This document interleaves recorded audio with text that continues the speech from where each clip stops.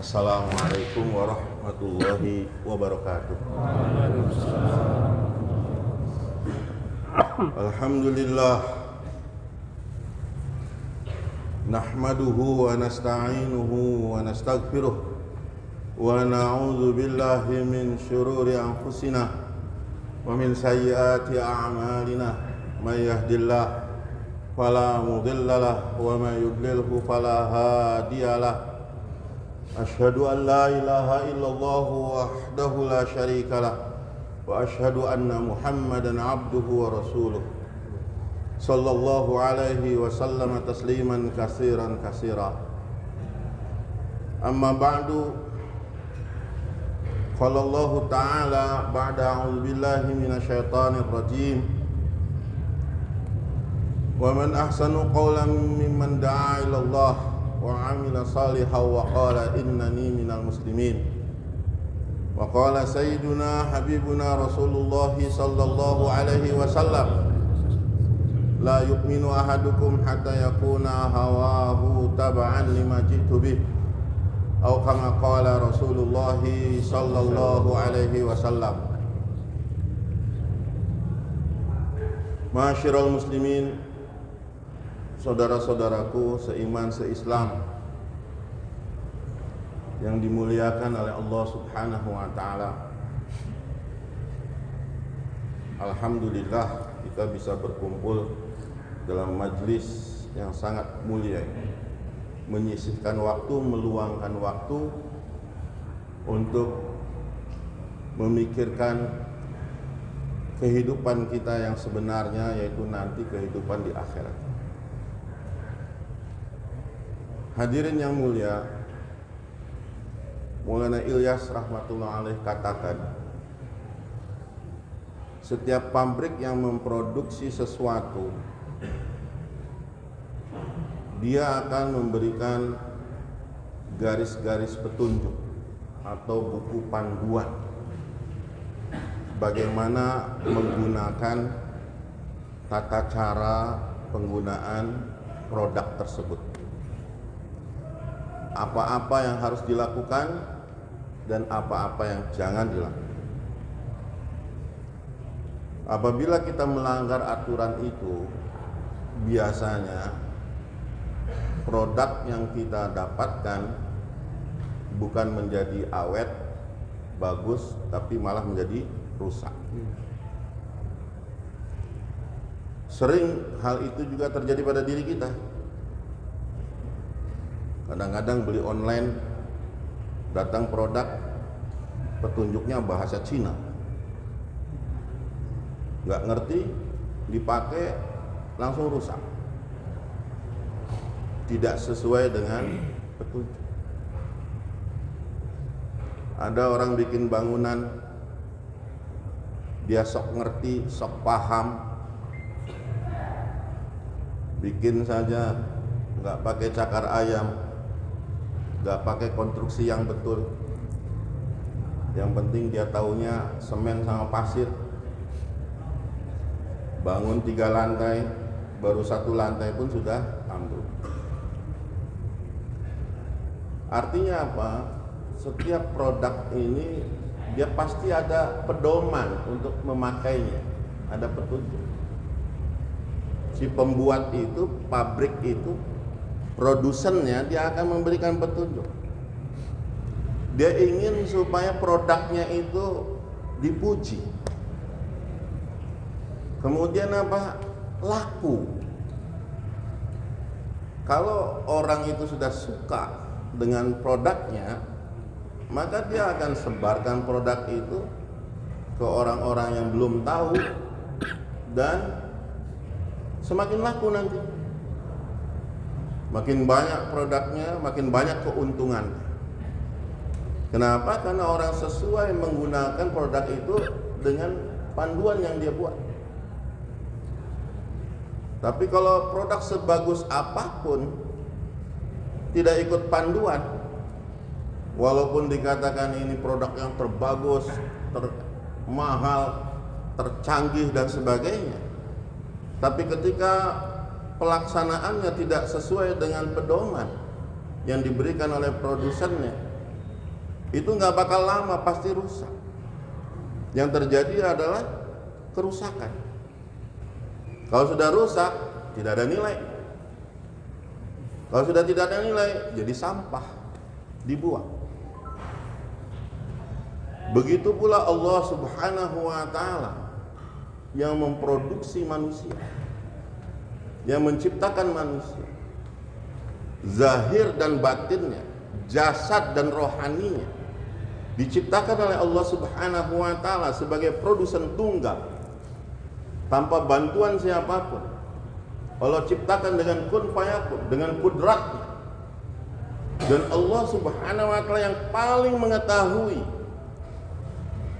produk ini akan bagus bagaimana dan akan rusak bagaimana. Kita ini manusia, setiap jiwa, setiap diri kita, setiap insan, Allah yang menciptakan.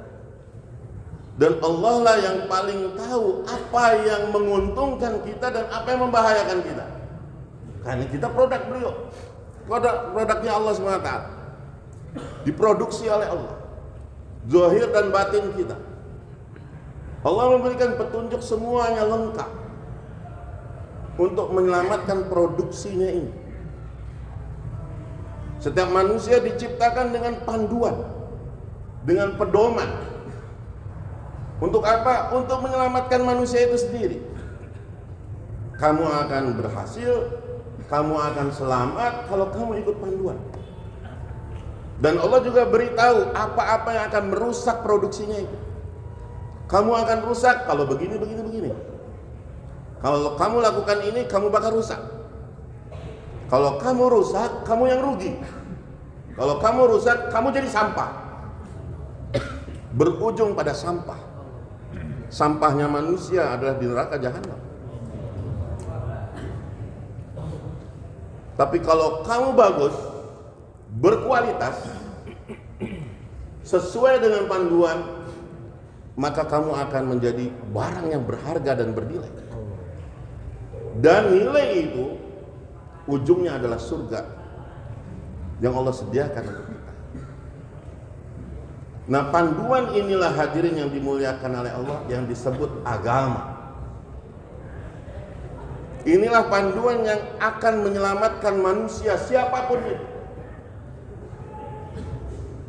Disebut dengan din, disebut dengan agama.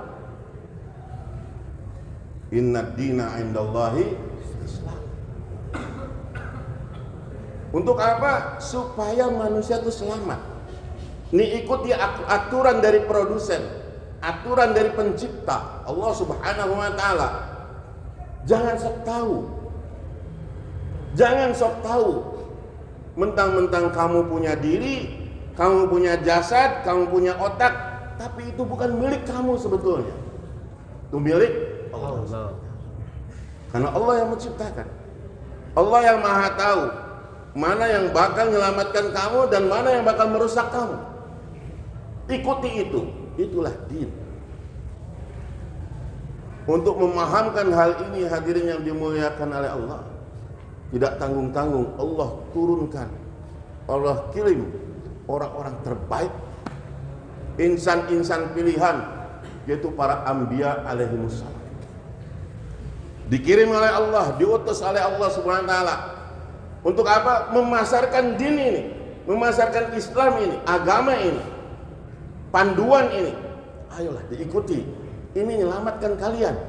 Ayolah dituruti, ayolah ditaati, ini menyelamatkan kalian.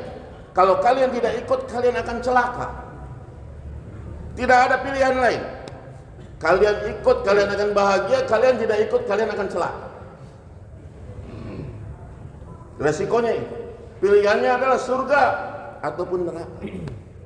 Kamu bagus, kualitas kamu bagus, Allah akan hantar kamu ke dalam surga. Kamu rusak, maka Allah akan hantar kamu ke neraka. Kamu akan jadi sampah. Sampah di dunia mungkin bisa direduksi, bisa didaur ulang. Tapi sampah di akhirat abadan. Selama-lamanya. Nauzubillah min dzalik. Maka betapa pentingnya agama, hadirin yang dimuliakan, yang hari ini kita abaikan, yang hari ini kita pandang sebelah mata. Untuk apa agama? Kadang-kadang kita anggap agama ini betul-betul sia-sia, buang masa, buang waktu. Orang belajar di pondok pesantren, apa untungnya? Paling jadi marbot, paling jadi imam. Orang belajar agama itu dikatakan mubazir, sia-sia. Kalah dengan ijazah, kalah dengan jabatan, kalah dengan status dan sebagainya. Dianggap agama itu sampingan.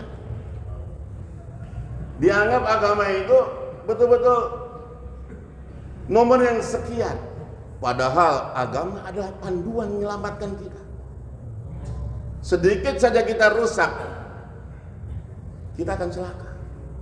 Keluar dari agama, celaka. Tapi bila kita ikut kepada agama itu betul-betul sempurna, maka Allah berikan kepada kita kebahagiaan yang sempurna. Hadirin yang dimuliakan oleh Allah, para anbiya itu menyampaikan perkara ini saja, tidak ada maksud lain. Zahirnya Nabi Nuh alaihissalam adalah tukang kayu, zahirnya Nabi Daud alaihissalam itu tukang besi, zahirnya Nabi Isa alaihissalam itu tabib. Tapi hadirin, pada hakikatnya semua anbiya alaihissalam adalah utusan-utusan Allah untuk menyebarkan agama, menyebarkan Islam. Bagaimana Islam menjadi keyakinan yang sempurna di dalam hati setiap insan, setiap manusia. Dalam diri mereka ada keyakinan, kalau saya taat kepada agama saya taat kepada Islam, saya taat kepada Allah dan Rasulnya, saya pasti bahagia, titik, sudah. Dan kalau saya keluar dari agama, saya tidak taat kepada agama, maka saya akan celaka apapun itu. Mau saya kaya raya, saya pejabat, saya pemerintah, saya penguasa, saya jenderal, saya siapapun, keluar dari agama, saya pasti celaka. Keyakinan orang, setiap muslim mesti ada seperti itu. Ini yang ditanamkan oleh para anbiya alaihissalam. Mereka menyebar dengan kehidupan manusia biasa, tapi maksud mereka diutus adalah untuk menanamkan ini, keyakinan yang saya taat Allah, saya taat Rasul, saya pasti akan bahagia. Hadirin yang dimuliakan oleh Allah, kata Maulana Ilyas, orang itu dia akan nyaman kalau apa yang dia miliki, apa yang dia inginkan itu tercapai. Dia akan merasa nyaman, dia akan merasa tentram, tenang kalau keinginannya itu tertunaikan. Orang kalau dia punya keinginan, saya pengen punya motor, maka dia berusaha menabung. Hari-hari dia menabung sampai dia punya motor, hatinya plong, hatinya puas. Orang datang ke Bandung, saya orang Cirebon datang ke Bandung, pengen merasakan mie kocok. Itu keliling-keliling belum ketemu, hati belum tenang. Sampai ke sholat belum kepikiran. Gitu. Tapi begitu ketemu, alhamdulillah keinginan tercapai. Begitu manusia. Dia selalu ada keinginan. Apalagi memang Allah SWT ciptakan demikian. Zuyyina linnas hubbus syahawat. Memang Allah hiasi manusia itu untuk terus memenuhi syahwat, nafsu, sehingga orang itu sekaya apapun tetap merasa miskin. Sekaya apapun tetap merasa miskin. Maka kata Imam Ghazali, orang yang paling bodoh sedunia itu adalah orang-orang kaya yang masih punya keinginan. Karena dia gelisah terus, keinginannya belum tercapai. Terus saja dia diperbudak, dia jadi hamba. Walaupun zahirnya dia itu Masya Allah, penguasa, pejabat, orang hartawan, penguasa banyak ininya, karyawannya, banyak anak buahnya, orang nunduk-nunduk di depan dia. Tapi sebetulnya dia adalah hamba kepada dunia. Orang miskin ini. Udah miskin plus bodoh lagi. Mohon maaf. Silakan tersinggung. Paling bagus kan merasa. Ya. Tapi sebetulnya hadirin tidak seperti itu. Orang yang cerdas katanya. Orang yang cerdas. Orang yang cerdas nih. Mohon maaf, bukannya S3, bukannya S2 yang profesor dokter itu di belakang itu. Bukan juga ulama, juga mufti, bukan. Mohon maaf ya, hafiz Quran bukan itu. Orang yang cerdas itu, kata Nabi, orang yang dia senantiasa menahan hawa nafsunya. Dia tahan hawa nafsunya dan dia selalu bersiap-siap untuk kehidupan akhirat. Ini cerdas ya. Ini cerdas. Dia tahu apa keinginan Allah dan Rasulnya. Dan keinginannya nggak banyak. Dunia itu dia sederhanakan betul. Dia tahu. Dia bahagia itu dengan agama.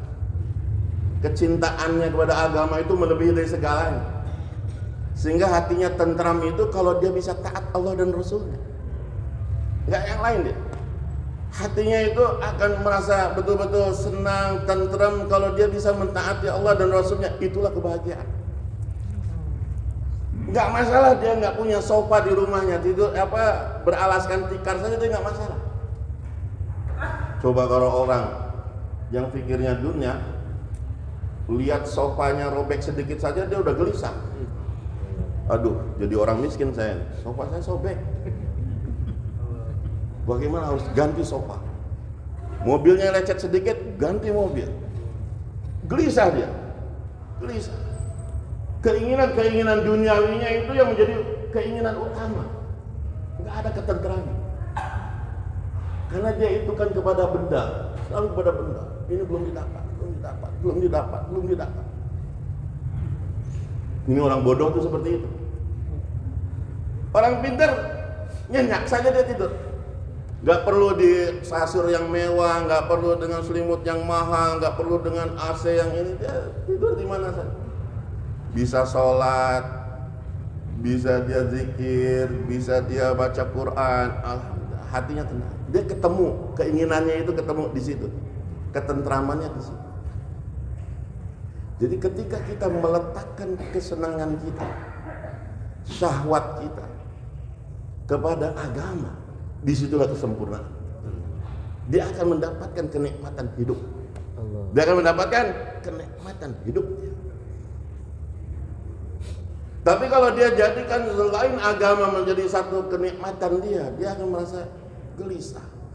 Dia akan merasa khawatir, miskin, cemas dan sebagainya.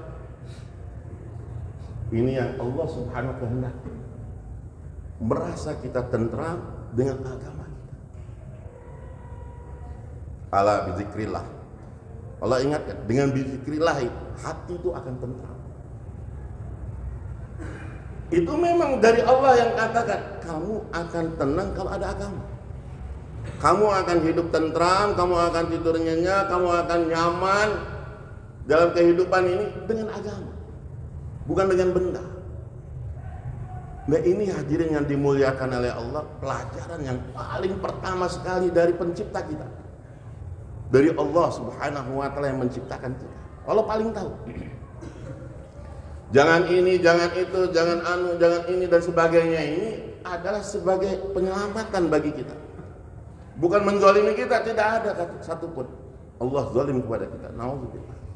Allah ingin kita ini bahagia. Hadirin yang dimuliakan Allah. Kemudian kerusakannya. Bagaimana manusia rusak? Manusia hadirin kalau rusak lebih jahat daripada binatang. lebih jahat daripada iblis, lebih jahat daripada syaitan, lebih jahat daripada musyrikin, lebih jahat daripada orang-orang kafir. Manusia kalau jahat itu, Allah, nafsunya yang ada di dalamnya, Allah berikan kelebihan binatang sebesar-besarnya binatang, sebuas-buasnya binatang, dia hanya memiliki nafsu saja. Tapi manusia, bayangkan, sejahat-jahatnya manusia itu, selain dia punya nafsu, dia dikasih akal.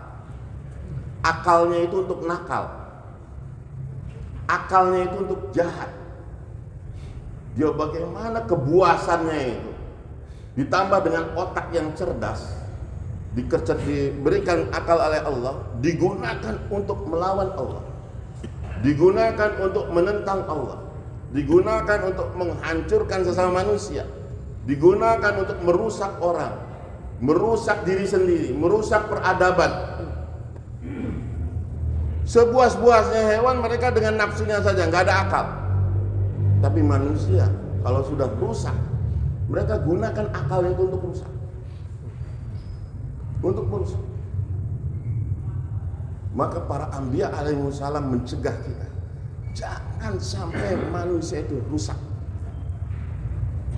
Dengan agama ini, jangan sampai manusia itu rusak. Maka tatanan yang pertama, pelajaran yang pertama, anbiya alaihissalam sampaikan apa? Tentang keimanan. La ilaha illallah. Mempelajari keimanan ini hadis mutlak sampai akhir hayat kita. Tidak ada kelasnya, tidak ada kurikulumnya, tapi betul-betul sampai akhir hayat.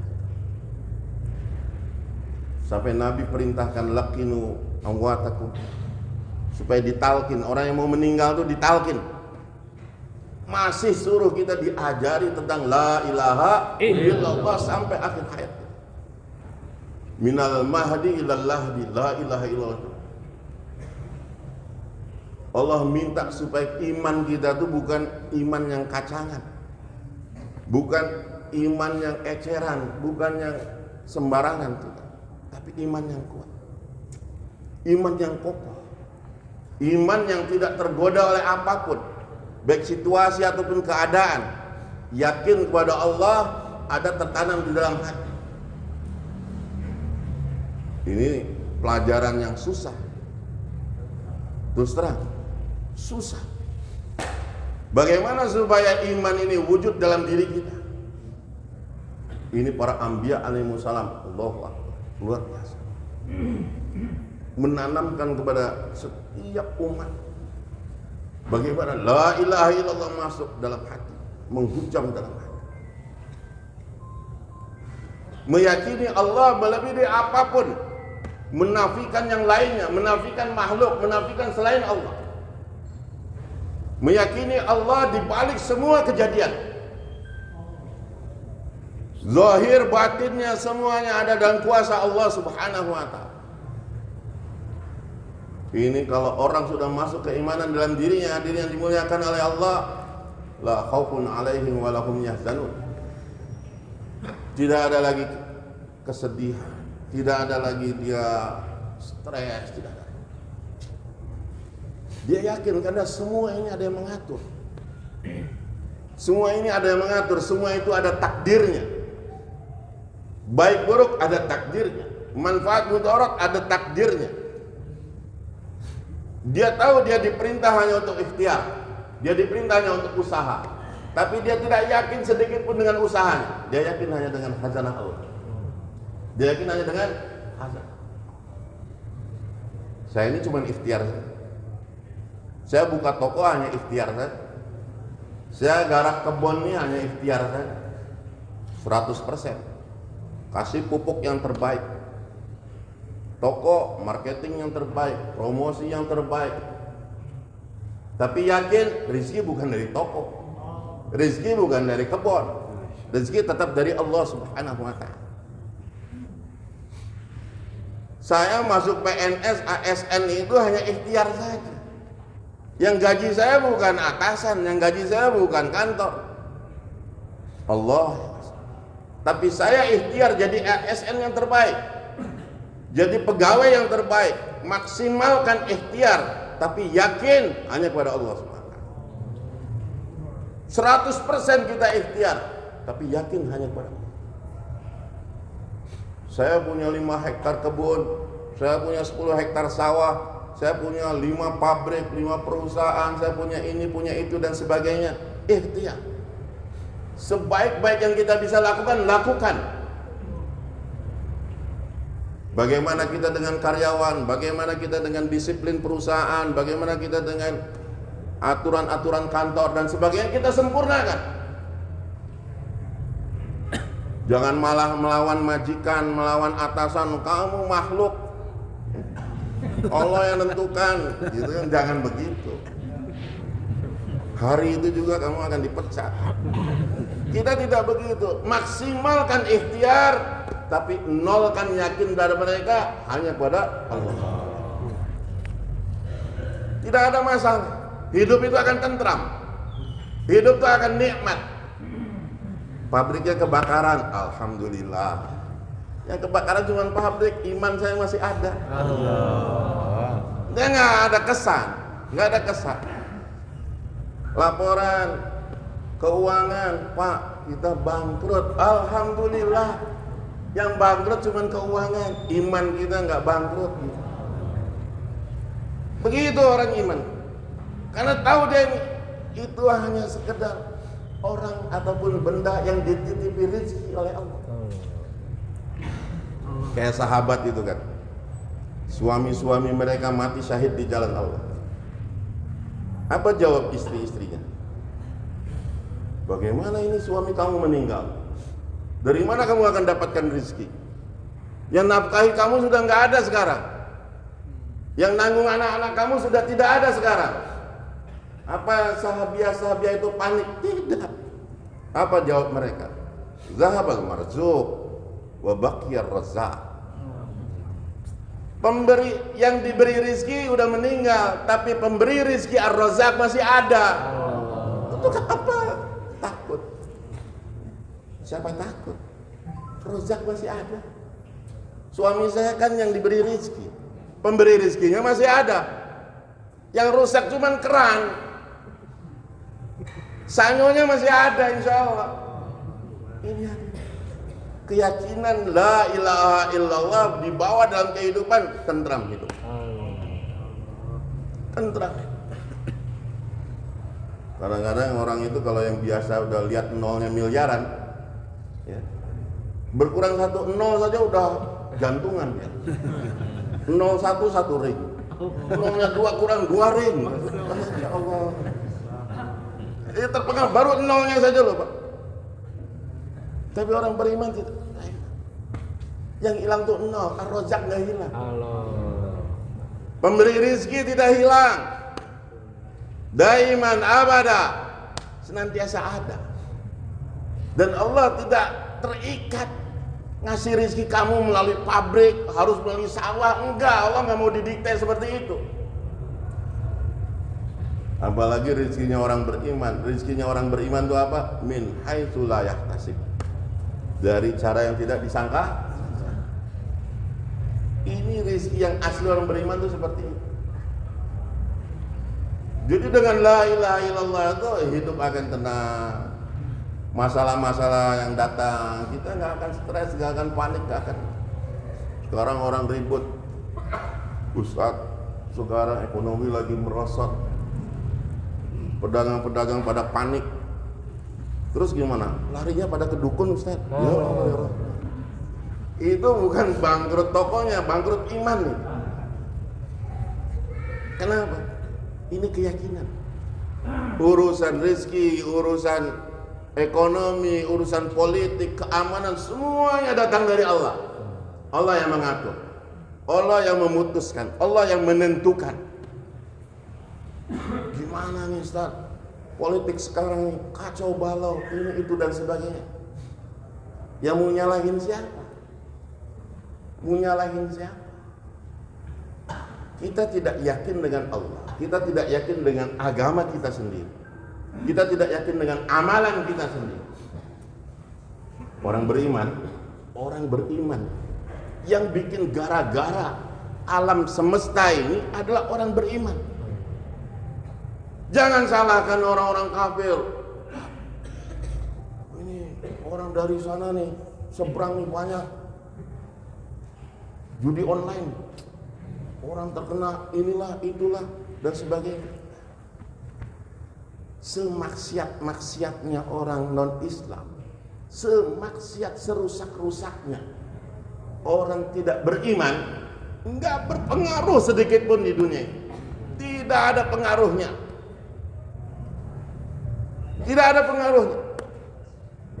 Misalkan ya hadirin, seluruh dunia nih yang banyak orang kafir, mereka berzina semua, membunuh semua, zalim semua, enggak ada pengaruh. Justru mereka berbuat seperti itu tuh gara-gara orang beriman. Gara-gara orang beriman. Allah itu memperhatikan orang beriman. Orang beriman itu bergeraknya saya diperhatikan oleh Allah. Dia ngomong apa diperhatikan oleh Allah. Dia lihat kemana diperhatikan oleh Allah. Dia minum apa, makan apa diperhatikan oleh Allah. Kebaikannya, keburukannya diperhatikan oleh Allah. Karena perbuatan orang beriman berpengaruh untuk seluruh alam. Berpengaruh ke seluruh alam. Tidak adanya orang beriman di muka bumi ini berarti nasib alam semesta ini sudah habis. Tidak adanya orang yang mengucapkan Allah Allah, maka dunia ini sudah tidak layak lagi dipelihara oleh Allah. Itu kenapa? Makanya orang beriman adalah pasak bumi ini, pasaknya. Kebaikan dia, keburukannya berpengaruh bagi alam semesta. Bahkan Nabi SAW pernah berkata kepada salah satu azwajul mutahharat, kalau kamu berbohong, ludah kamu ludahkan ke lautan yang tadinya asin bisa bau busuk, gara-gara ludah yang dipakai untuk berbohong. Tidak sholat yang satu orang beriman, meninggalkan sholat, tarikus sholat, itu mengundang bala melebihi daripada tsunami, gempa, gunung meletus dan sebagainya. Aslinya begitu. Orang-orang yang bermaksiat kepada Allah, sedangkan di dalam dirinya ada la ilaha illallah, itu betul-betul pengaruhnya bagi alam semesta. Makanya sampai orang-orang beriman ini setiap saat, setiap waktu berlomba dalam kebaikan. Fastabiqul khairat, diminta oleh Allah. Karena kebaikan kita lah dunia ini kan baik. Hawa akan jadi bersih, tumbuh-tumbuhan akan menjadi bagus, tanaman akan jadi subur, penyakit-penyakit akan hilang. Dengan sebab apa? Dengan sebab perbuatan. Maksiat sedikit berpengaruh bagi alam semesta. Ini yang diyakini oleh para sahabat. Maka hadirin yang dimuliakan oleh Allah, masalah yang terbesar adalah apa? Kita ini sengaja dirampok, dicuri dari diri kita ini apa? Fikir dan risau kita akan agama. Dibiarkan kita beramal, silakan. Mau bikin pondok, ajukan aja ke lembaga-lembaga Yahudi, Nasrani itu, mereka bantu. Ngadakan acara ini, ngadakan acara itu, nggak jadi masalah. Mereka nggak takut. Yang mereka takut itu kalau orang beriman sudah risau akan agama. Ini risau akan agama. Orang beriman risau, orang beriman dia cemas, bagi sedih, bagaimana ghamun nabi, huznun nabi, hammun nabi datang pada diri dia. Orang ribut, orang Islam sekarang Ulama-ulama, Masya Allah, dari berbagai lembaga meributkan apa? Yang sepele-sepele. Ini bid'ah, ini tidak bid'ah, ini bid'ah. Ribut masalah hukum, ribut masalah ikhtilaf, ribut masalah ini. Tapi risau agama dicabut. Kamu silahkan ribut. Tapi risau agama, risau hidayah, risau tentang umat ini dicabut sengaja. Jangan kamu peduli sama agama. Ini yang bahaya. Dicabutnya kerisauan kita. Kadang-kadang kita dinina-bobokan.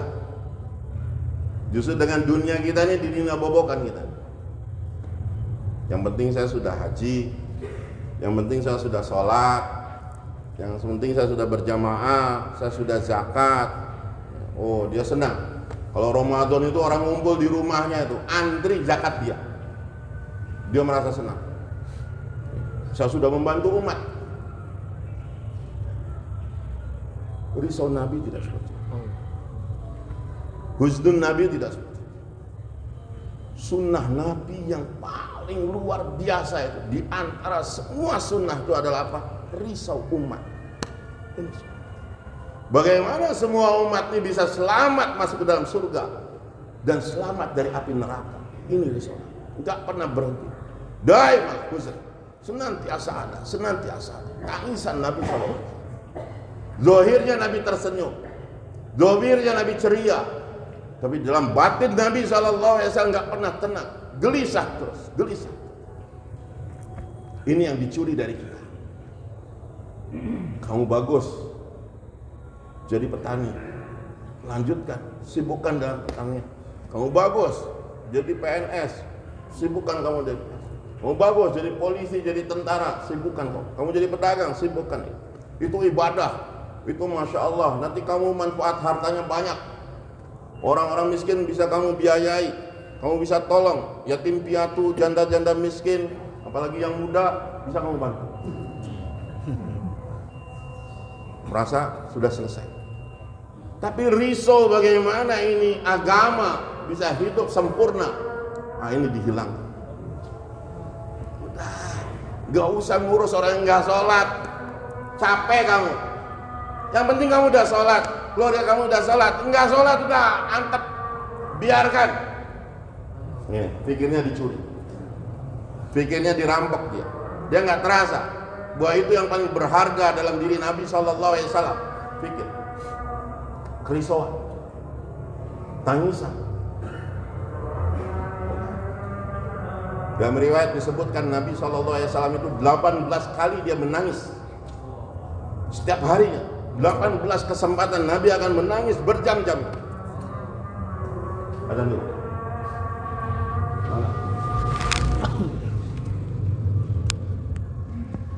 Nabi SAW sampai 18 kali beliau menangis dalam sehari semalam. Menangisi apa? Menangisi umat, bukan menangisi istrinya, bukan menangisi Fatimah yang kelaparan, cucu-cucunya Hasan dan Husain yang kelaparan. Menangisi umat, menangisi umat. Ini yang hilang. Padahal kekuatan fikir hadirin, kekuatan risau ini dapat menghancurkan kebatilan, dapat menghancurkan kebatilan. Cuman yang justru yang hebat inilah sengaja dirusak pikirnya umat Islam. Dari mulai ulama-ulamanya, pejabat-pejabatnya, tokoh-tokohnya. Jangan pikir umat, jangan pikir umat. Biarkan kemaksiatan, biarkan kezaliman, biarkan. Kamu sudah ibadah, kamu sudah taat, kamu sudah soleh, kamu sudah cukup, sudah. Jangan pikir orang lain, jangan pedulikan. Kampung kamu, masjid kamu kosong, musola kamu sepi, biarkan. Ada DKM-nya, ada kiainya. Apalagi yang di pondok-pondok pesantren sudah nyaman dengan santri-santrinya. Alhamdulillah tahun ini 10.000. Masya Allah, yang dia pikirkan donatur. Ingat, pikir yang dicuri. yang dihilangkan. Jangan sampai fikir umat. Biarkan umat rusak. Padahal fikir ini, risau ini, belum lagi gerak sudah ada kekuatan. Fikir ini melebihi kekuatan kuantitas, kekuatan jumlah. Apa yang hebat dari sahabat itu? Mereka selalu dalam minoritas. Peperangan apapun, pertempuran apapun, mereka minoritas, jumlah yang sedikit. Tapi karena mereka dengan keyakinan kepada Allah, mereka menghadapi musuh itu bukan sebagai musuh, tidak. Bukan sebagai musuh. Tapi bagaimana supaya ini umat ini selamat. Walaupun dia musuh, bagaimana dapat hidayah supaya mereka masuk ke dalam surganya Allah. Seperti itu. Maka lihat coba ketika Umar bin Khattab diputus untuk membunuh Nabi Sallallahu Alaihi Wasallam. Malam itu Umar sibuk sedang mengasah pedangnya, tapi Nabi sedang sibuk mengasah doa. Justru untuk Umar. Ini berperang, ini berdua. Yang satu ingin membunuh Nabi, Umar ini mau membunuh Nabi, dia sibuk mengasah pedangnya. Besok saya akan membunuh Nabi Muhammad, ini akan saya bunuh, saya akan penggal kepala. Dia mengasah pedang. Tapi malam itu juga Nabi berdoa, di malam sama dia mengasah doanya kepada Allah. Siapa yang lebih tajam, tajam pisau atau tajamnya doa? Nabi justru bukan mau balas bunuh. Nabi berdoa, ya Allah, kuatkan Islam dengan Umar bin Khattab. Beri hidayah. Siapa yang menang, Pak? Siapa yang menang? Kekuatan siapa yang menang? Kekuatan fikirnya Nabi. Nabi fikir hidayah. Orang itu pengen membunuh Nabi, tapi Nabi balas dengan fikir hidayah. Siapa yang menang? Fikir Nabi. Umat ini diberi kekuatan fikir, akal. Bapak-bapak, jangan bangga yang tadinya punya warung satu jadi 10 warung, yang tadinya punya pabrik satu jadi 10 pabrik. Bukan untuk itu fikir bapak itu diciptakan. Bukan untuk itu. Yang punya tanah tadinya 1 hektar jadi 15 hektar, jangan bangga dengan itu. Bukan untuk itu fikir bapak diciptakan. Allah yang menciptakan fikir bapak itu sesungguhnya untuk fikir umat. Bagaimana umat ini dibawa ke dalam surga, selamat dari neraka. Itu fikir kita. Sahabat meresap. Fikir ini meresap pada diri sahabat. Setiap mereka itu berpikir seperti Nabi. Risaunya risau Nabi. Gomun Nabi, hamunnya hamun Nabi, husnunya husnun Nabi. Buka mereka, tangisan mereka bukaun Nabi. Laki-lakinya, perempuannya, semuanya seperti Nabi. Sampai Maulana Yusuf rahmatullah alaih katakan dalam bayannya Maulana Ahmad Bahalpuri, beliau katakan, apa kalian merasa menyangka bahwa para sahabat itu mereka betah tinggal di Madinah, mereka betah tinggal di tanah Arab? Kita berdoa pengen mati di sana, tapi setiap safar haji pasti doanya supaya kembali lagi selamat. Orang pada pengen mati di sana. Mulai Yusuf katakan, apa kalian sangka sahabat itu betah, tentram, nyaman tinggal di Madinah itu? Tidak sama sekali. Tidak sama sekali. Para sahabat itu gelisah, nggak nyaman, nggak betah tinggal di Madinah. Semua sahabat. Tidak ada sahabat satupun yang tenang, tentram tinggal di Madinah. Semua sahabat gelisah. Semua istri-istri sahabat gelisah. Anak-anak sahabat gelisah. Kapan itu terjadi? Ketika Nabi di khutbatul wada, di khutbah Arafah, Nabi SAW dengan khutbahnya beliau yang masyhur, kita sudah tahu semua. Apa ujungnya dari khutbah? Wal yuballigh syahidukumul ghaib. Padahal ketika itu Orang Mekah hadir semua, orang Madinah hadir semua. Satu-satunya Nabi haji. Belum pernah mereka lihat Nabi haji. Kesempatan besar mereka haji bersama Nabi. Berbondong-bondong orang dari mana-mana penjuru tanah Arab ingin haji bersama Nabi. Wal hajju Arafah, dan haji itu di Arafah.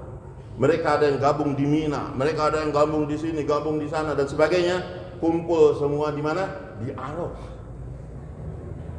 Laki, tua, muda, perempuan, kaya, miskin, pengusaha, petani, pedagang, semuanya kumpul di Arafah. Itu yang disebut sahabat. Mereka itu di jumlah kata alim ulama 124.000 semua. Sahabatnya. Mau kecil, mau besar, tua, muda, laki, perempuan, semuanya kumpul semua di sini. Lalu Nabi bersabda, Nabi sudah firasat, saya bakal meninggal dunia. Umur saya sudah tidak lama lagi. Nabi sendiri bersabda seperti, saya mungkin tidak lama lagi hidup di dunia. Nabi sudah akan mangkat. Tapi tanggung jawab masih berlanjut sampai hari kiamat. Kenabian masih berlanjut sampai hari kiamat. Sedangkan nabinya mau mangkat. Siapa yang melanjutkan ini nih kerja Nabi? Di situ Nabi SAW bersabda, "Fal yuballigh syahidukumul ghaib." Yang hadir, yang 124.000 ini nih, yang laki perempuan, penduduk mana saja, yang hadir tua mudanya, semuanya ini. Fal yuballigh, hendaklah kalian sampaikan semua kepada yang gaib yang tidak hadir. Yang hadir sampaikan yang kepada yang tidak hadir. Sahabat paham. Orang Madinah sudah hadir semua, orang Mekah sudah hadir semua, orang Taif sudah hadir semua, semua masyarakat Arab sudah hadir semua, sahabat sudah ada semua. Siapa yang belum hadir? Mereka tanggung jawab. Maka sejak ucapan itu, ijab kabul antara Nabi terakhir dengan umat terakhir. Kemudian Nabi bersabda, Allahumma syahad, Allahumma syahad. Ketika Nabi tanya, hal ballagtu risalah, apakah aku telah sampaikan risalah? Hal adaitul amanah, apakah aku sudah tunaikan amanah ini, kenabian ini? Jangan kalian hujat aku nanti di yaumil akhirat, sesungguhnya aku belum sampaikan amanah, belum sampaikan risalah. Kalian jangan protes nanti di yaumil kiamat, padahal hari ini aku sudah sampaikan. Maka kata sahabat, bala ya Rasulullah, engkau sudah adaitul amanah, ballagtar risalah, engkau sudah sampaikan semua, sudah sempurna. Maka Nabi sabdakan itu, sekarang kalau sudah aku sampaikan, kalau sudah aku tunaikan amanah yang telah Allah berikan padaku ini, sekarang tanggung jawab kalian, menyebarlah kalian, sampaikan ini risalah. Sejak saat itu, kata Maulana Yusuf, tidak ada satu sahabat pun yang tenang makan, tenang tidur, tenang makan, tenang minum. Semua hati mereka gelisah. Kapan kita akan tunaikan? Nabi ingin menyampaikan kepada yang tidak hadir. Istri-istri mereka berkata kepada suami-suaminya, ayolah bi, kapan kita akan tunaikan amanah Nabi? Ayo bi bergerak, kapan kita akan tunaikan amanah Nabi? Mereka semua, anak-anak mereka memegang tangan dan kaki bapak-bapak mereka. Abi, kapan ayo kita bergerak tunaikan amanah Nabi? Nabi, Abi, kapan kita tunaikan amanah Nabi? Bergerak kepada orang yang tidak hadir ketika itu. Maknanya keluar dari Mekah, keluar dari Madinah, berbondong-bondong sahabat pergi keluar daripada Mekah dan Madinah. Buktinya dari 124.000 itu hanya 10.000 yang tertinggal di Madinah. Hanya 10.000. Tidak ada 10%. Karena mereka gelisah. Ada husnul Nabi, ada kerisauan Nabi. Saya ini umat Nabi, saya harus sampaikan ini amanah. Saya diamanahi oleh Nabi, saya penerus. Semua mereka enggak peduli lagi dengan kebun yang mereka miliki, toko yang mereka miliki. Semua mereka tidak peduli rumah apa semua. Ayolah kita pergi tunaikan saja. Kita pergi kemana? Sampaikan kepada yang tidak hadir. Yang tertinggal tuh hanya yang uzur-uzur, yang meninggal tuh yang sakit-sakit saja. Tapi yang sehat mereka semua, hati mereka ini seolah-olah pecah, ingin menunaikan amanah. Maka dibuktikan apa? Kata Maulana Yusuf rahmatullah, lihat negeri-negeri yang didatangi oleh sahabat. Negeri-negeri yang didatangi oleh sahabat berbeda. Semua negeri-negeri itu mereka awet dalam keislaman. Mereka menjadi negeri-negeri Arab. Padahal dulunya mereka bukan negeri Arab. Mesir, Syria, Damaskus, Libya, semuanya itu bukan negeri Arab. Tapi didatangi oleh sahabat. Sahabat bukan mau menjajah, bukan mau menguasai negara, bukan mau menjadikan mereka budak. Tidak, sahabat hanya mereka datang itu mau menunaikan amanah Nabi. Ayolah jadi saudaraku. Ucapkan kalimat la ilaha illallah Muhammad, kamu akan jadi saudara. Kita akan bersaudara.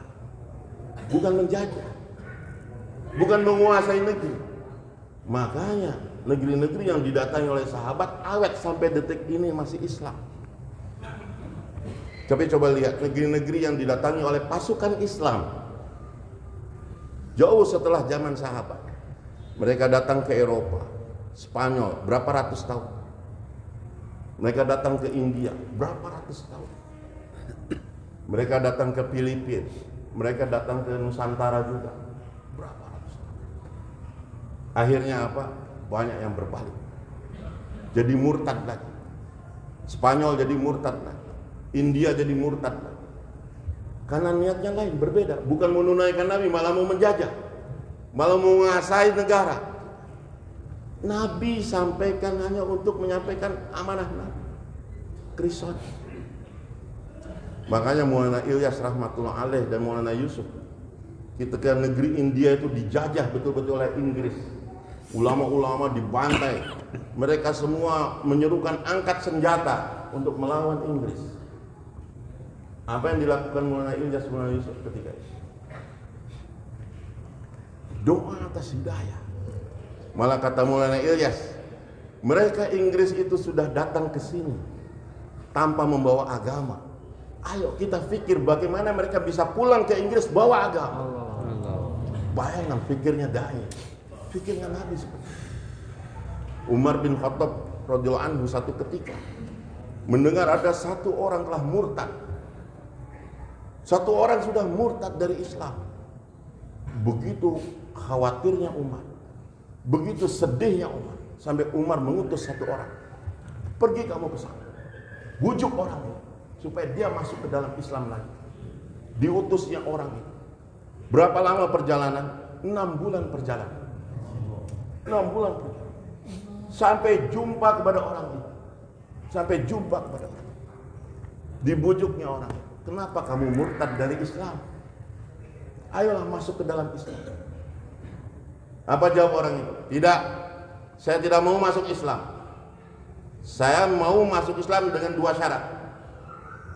Pertama, saya nikah dengan anaknya Umar. Yang kedua, saya jadi Amirul Mukminin, khalifah. Umar turun tahta, saya yang jadi Amirul Mukminin. Oh, kalau itu semua saya nggak bisa jawab kata utusannya. Saya harus tanya kepada Umar. Karena itu semua wewenangnya Umar, anaknya dan juga jabatannya Umar. Maka dia pulang lagi menemui Umar. Berapa lama? 6 bulan. Datang ke jumpa Umar, lapor kepada Umar, wahai Umar, dia nggak bersedia masuk lagi Islam. Dia mau masuk Islam dengan 2 syarat. Apa syarat? Syaratnya adalah engkau nikahkan anak putrimu kepada dia dan engkau turun jabatan, dia yang jadi khalifah. Terus kamu jawab apa? Kami tidak berani jawab karena itu wewenang engkau. Langsung Umar marah. Kenapa engkau tidak jawab iya saja? Apakah jabatanku dan anakku lebih berharga daripada Islamnya dia? Kenapa kamu tidak iyakan saja? Di mana fikir kamu kepada hidayah? Kenapa kamu biarkan dia? Apalah saya ini, anak saya, jabatan saya tidak ada nilainya dengan nilai hidayah yang dia punya. Langsung Umar katakan, pergi lagi ke sana, katakan iya apapun yang dia mau. Lihat, pikir, bisa. Seorang pejabat, seorang penguasa, dia tidak merasa dirinya berharga. hidayah lebih berat. Dia balik lagi berapa lama? 6 bulan lagi. Begitu datang ke sana ternyata orang itu sudah meninggal dalam keadaan murtad. Dia lapor ke Umar sedih. Umar sedih menangis. Ya Allah, seorang hambamu pergi ke neraka. Risau ini hati dahsyat. Ketika kerisauan digunakan untuk hidayah, maka kebatilan apapun bisa hancur. Belum lagi bergerak. Walaupun orang yang berpikir itu hanya sedikit, 2-3 orang, dia berpikir atas hidayah, maka Allah SWT akan berikan kekuatan. Allah akan rubah. Memangnya Inggris meninggalkan India karena apa? Perlawanan? Tidak. Doa-doanya Maulana Ilyas, doa-doanya Maulana Yusuf untuk selamatkan. Apa yang membuat mereka pergi? Inggris dibom oleh Jerman, diserang oleh, diancam oleh Nazi. Semua perintah tentara Inggris tinggalkan India. Allah punya kekuasaan. Allah. Di kekuatan ini hadirin, fikir inilah yang telah hilang dari diri kita. Ulama-ulama dan sebagainya. Bagaimana Maulana Ilyas memulai usaha ini? Kembalikan fikir, kembalikan risau. Ada kenyamanan ketika agama itu sempurna. Ada kenyamanan ketika orang itu bisa taat kepada Allah. Menghindari segala kehancuran-kehancuran dengan risau kita, dengan fikir kita. Karena risau dan fikir ini tidak dibatasi oleh gedung, tidak dibatasi oleh jarak, tidak dibatasi oleh apapun. Dia bisa merambah kemana saja. Betul tidak? Nggak ada ongkos, tidak ada biaya, tidak ada tenaga. Ayo berpikir umat. Bagaimana umat bisa bertambah? Kalau kita melihat jamaah kita di kampung kita saja, di masjid-masjid kita, yang sholat subuh, sholat maghribnya masih 1 shop, 2 shop, ini berapa orang dan sebagainya. Ada kerisauan. Ya Allah, bagaimana ini bisa bertambah? Bagaimana bisa masjid saya ini makmur, musola saya makmur, nggak nyaman makan, nggak nyaman tidur, nggak nyaman ini. Bagaimana? Insya Allah Allah akan hancurkan kebatilan. Allah rubah hati-hati manusia ini akan mudah tunduk dan taat. Siapa yang merubah? Allah. Allah yang memiliki hati-hati manusia. Di zaman Utsman radhiyallahu anhu, wilayah Syam, Damaskus, Dimashq itu terjadi kerusakan. Orang banyak jauh dari agama, mulai bermaksiat, mabuk-mabukan dan sebagainya. Utsman risau. Dipanggilnya Abu Darda. Abu Darda datang. Abu Darda sudah katakan, wahai Utsman, Amirul Mukminin, engkau menangis pasti karena ahwal, karena keadaan orang-orang Dimashq. Ya. Bagaimana engkau tahu? Pikir kita sama, risau kita sama. Bagaimana kita akan membasmi kebatilan ini? Apa kita perlu pasukan untuk menangkapi orang-orang yang pemabuk, penzini, penjina ini? Tidak. Tidak ada obat. Selain kita pergi ke sana, sampaikan kepada mereka agama lah. Tingkatkan mereka, bawa mereka, bujuk mereka, rayu mereka untuk taat pada Allah. Berapa orang yang harus aku kirim? Wahai Abu Darda, cukup aku sendiri. Aku sendiri, wahai Utsman. Abu Darda pergi sendiri ke Damaskus. Di sana suasana orang mabok, orang tinggalkan sholat, orang sudah lupa kepada Allah Subhanahu wa ta'ala. Apa yang dilakukan oleh Abu Darda? Malam dia menangis, dia merayu Allah. Dia merayu Allah. Ya Allah, saya lemah, saya doi, saya manusia biasa ya. Ya Allah, saya tidak mampu apapun. Siapa yang menggerakkan mereka ini semua hanya Engkau ya. Engkau pemilik hati-hati mereka. Kau yang menguasai hati-hati mereka ya Allah. Ya Allah, berilah kekuatan dalam lisanku ya Allah. Berilah kekuatan pada lisan. Maka malam hari dia membujuk Allah, pagi harinya dia membujuk manusia. Dia datang ke pasar-pasar, dia datang ke kumpulan-kumpulan, dibujuknya manusia, dibujuknya orang untuk datang ke masjid, dibujuk. Penuh rayuan. Karena malamnya dia sudah merayu Allah, malamnya dia sudah membujuk Allah untuk menolong dia, memberi kekuatan pada lisannya, dan mengakui kedoifan dia, ketidakmampuan dia. Dia tahu dirinya sahabat Nabi, dihormati pasti, dimuliakan pasti, tapi kekuatan sebenarnya ada pada Allah. Maka dia bergerak. Orang-orang pun memenuhi masjid. Beliau pun berkhutbah, orang semua nangis bertaubat. Maka tidaklah dia meninggalkan Damaskus kecuali tidak ada satupun orang yang meninggalkan sholat tadi itu. Semuanya, semua kembali kepada Allah, semua kembali dalam ketaatan. Kekuatan fikir dan gerak, kekuatan risau, tangisan kita yang merubah suasana dan keadaan. Bukan kekuatan harta kita, bukan kekuatan jabatan kita. Kita ini siapa?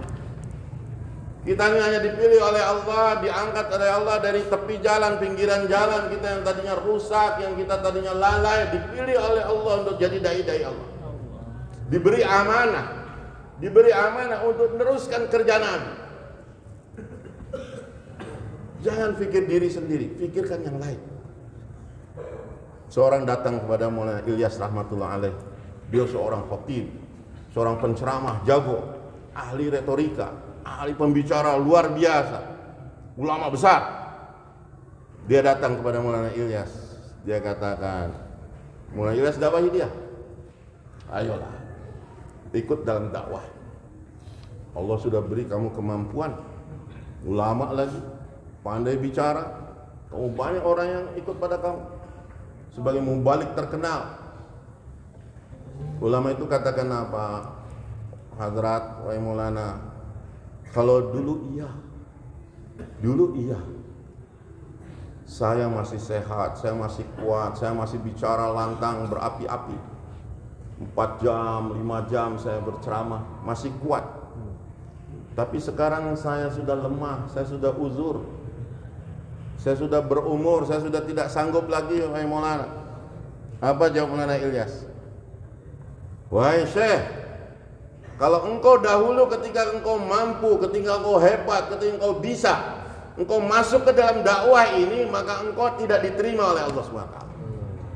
Tapi ketika engkau merasa saya sudah tidak bisa apa-apa lagi, saya sudah lemah, saya sudah uzur, saya sudah dhaif, saya sudah tidak mampu, disitulah Allah terima kamu.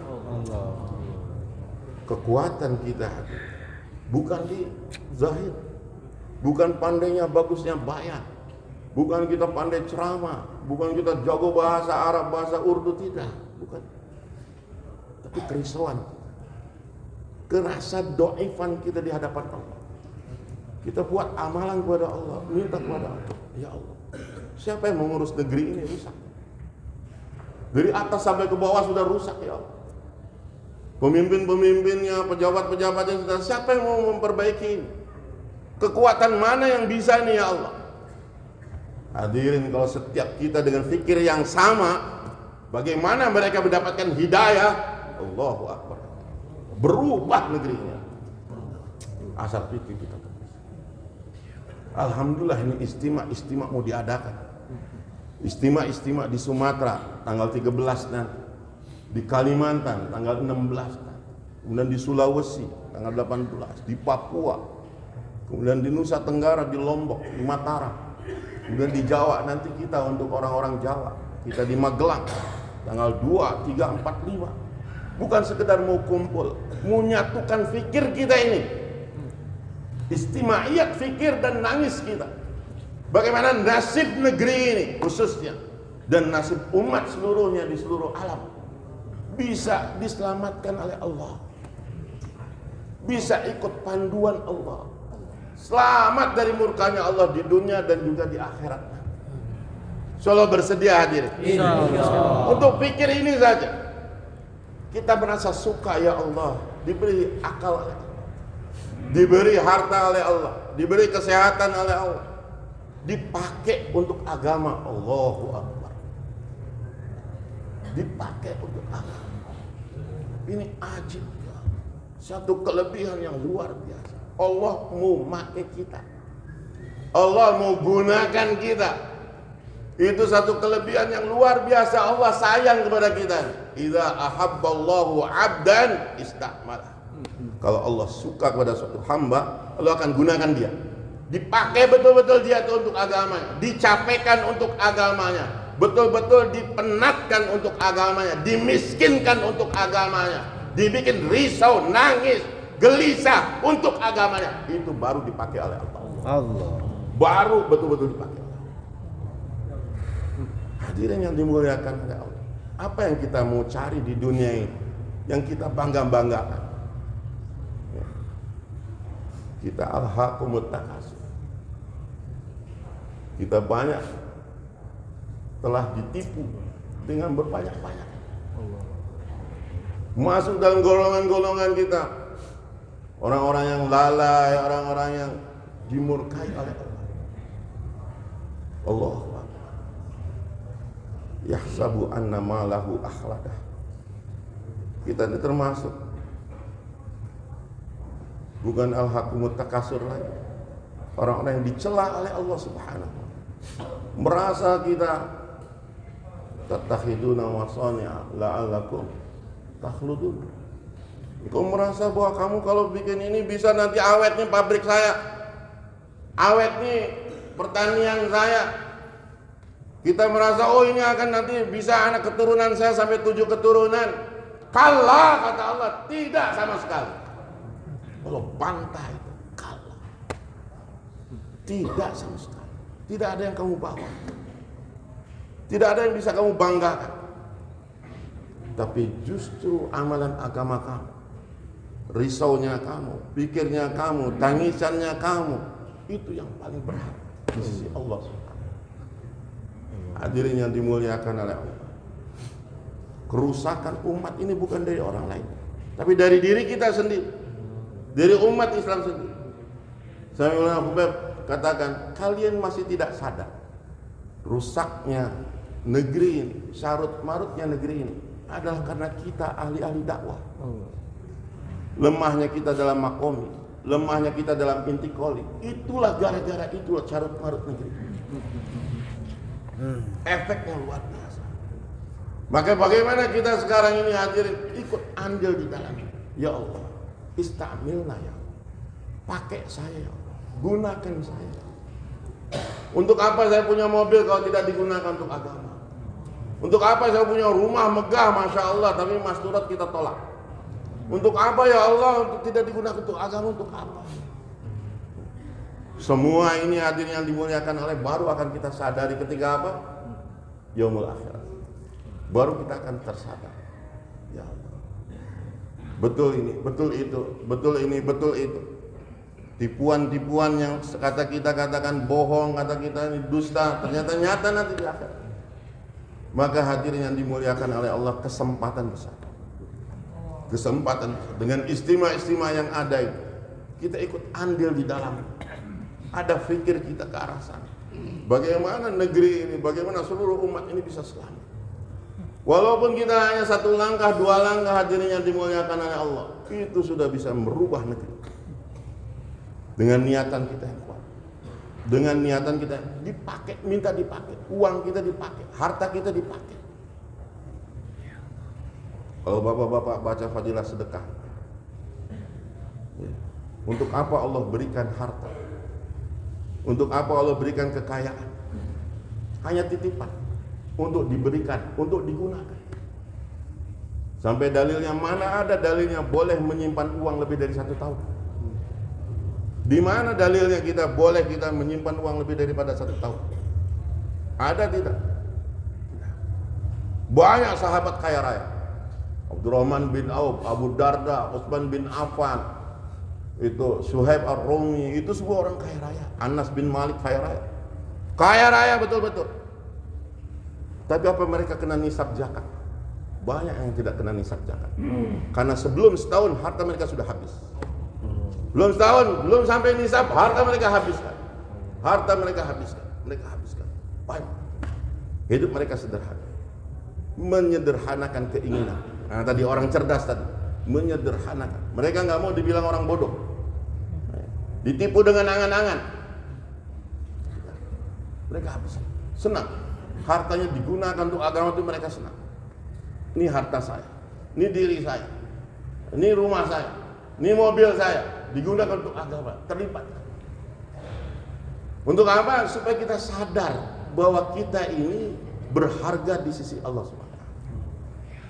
Bukan dengan harta kita, bukan jabatan kita, tapi diri kita ini digunakan dalam agama, tekan hawa nafsu kita. Disitulah kita orang yang cerdas, disitulah kita orang yang sukses, disitulah kita produksi yang bernilai. Kenapa orang-orang jalan kaki itu bukan untuk orang miskin? Jamaah-jamaah jalan kaki dikeluarkan bukan orang yang kekurangan uang. Awas jangan salah paham, dibentuk jamaah jalan kaki karena tafakutnya pas-pasan. Ya Allah ya Rahman. Bukan itu. Justru yang dikehendaki nih orang-orang jalan kaki nih orang-orang miliarder, konglomerat, kaya raya yang biasa dihikmat, yang biasa orang dilayani. Ini supaya jalan kaki betul-betul, supaya mereka terasa bagaimana uang mereka tidak berharga. Benar, jalan kaki sana, yang nggak ada warung, nggak ada toko, nggak ada apa, uang ada, tapi nggak bisa beli. Apalagi bawahnya cuma kartu ATM, nggak ada mesin ATM. Coba lihat orang-orang jamaah-jamaah yang di Pakistan itu. Saya sendiri pernah jalan kaki dari jam 6 bulan jalan kaki. Hampir kurang lebih kita 3 minggu tidak ketemu manusia. Nggak ketemu orang. Warung saja tidak, orang apalagi. Orang aja tidak, apalagi warung. Uang ada, nggak bisa beli apapun. Yang ngaku punya uang, yang ngaku punya jabatan, yang punya jalan kaki tuh. Ketemui umat, jumpa umat, lihat. Nangis untuk umat. Merasa dengan kekayaan kita ini tidak ada apa-apa. Itu lihat. Kuasa Allah. Bergantung pada kuasa. Masuk ke gunung-gunung, masuk ke hutan-hutan. Gak ketemu manusia, gak ketemu penduduk, gak ketemu siapapun. Masya Allah. Bermalam di atas bebatuan. Seperti itu. Justru ke negeri-negeri jauh, pergi ke Eropa, pergi ke Amerika, orang-orang miskin. Yang kaya-kaya disuruh jalan kaki, yang miskin-miskin suruh jalan-jalan di Eropa sana, pergi ke Amerika, pergi ke Australia. Dari mana uangnya? Nangis kamu pada Allah. Belajar nangis pada Allah. Itu orang-orang. Disuruhnya kita seperti itu. Membina keyakinan, membentuk keyakinan kita kepada Allah SWT. Belajar melalui sholat-sholat kita menarik khazanah Allah Subhanahu. Selesai masalah dengan sholat-sholat kita, dengan amalan-amalan kita. Insyaallah semua bersedia hadir. Insyaallah. Maka kita pergi, alhamdulillah kita masih ada waktu sekarang ini. Ya. Kita di Magelang 2 sampai 234 Agustus. Ya, kita terlibat, pastikan nama kita ada di sana. Pastikan nama kita dalam jamaah yang akan keluar di jalan Allah Subhanahu wa taala. Boleh dari sekarang, Pak. Silakan. 4 bulan di jalan Allah. Allahu Akbar. Silakan. Niat. Boleh yang pertama taskil ke negeri jauh dulu, Pak. Allahu Akbar. Di Bandung akan dibentuk 1 tahun ini sampai Desember 1 jemaah jalan ke negeri jauh. Boleh, Pak, ke belakang dulu, Pak. Boleh yang niat ke negeri jauh boleh ke belakang. Oh, silakan, boleh. Silakan. Masya Allah, negeri jauh. Boleh. Imdad dari Cibiru boleh. Boleh, Pak, dari Hakal-Hangiang boleh, Pak. Boleh, negeri jauh dulu boleh. Peter D kan ini Peter D kan? Boleh. Sumedang boleh juga. Boleh semua boleh. Allahu Akbar. Yang sudah pernah ke IP ke negeri Pakistan boleh, Pak, ke belakang. Boleh. Negeri jauh. Boleh yang niat ke India, Pakistan, Bangladesh sampai. Jangan lihat kantong katanya, Pak. Niat aja insyaallah. Sudah IPB, Masya Allah. Boleh. Silakan, Pak, silakan. Beri nama. Ada juga satu jemaah Masturat akan dikirim Haji Nanang boleh. Akan dikirim Masturat ke IP, Pak. Masturat ke IP kata. Silakan. Ke India, Pakistan. Boleh, Pak. Silakan ke India, Pakistan, Pak. Beri nama ke India, Pakistan, ke belakang. Boleh ke belakang, Pak. Pastikan nama kita ada, Pak. Boleh. 4 bulan. Sekarang, Pak, boleh, Pak. Sudah 2 tahun ini Bandung mengeluarkan jemaah jalan kaki.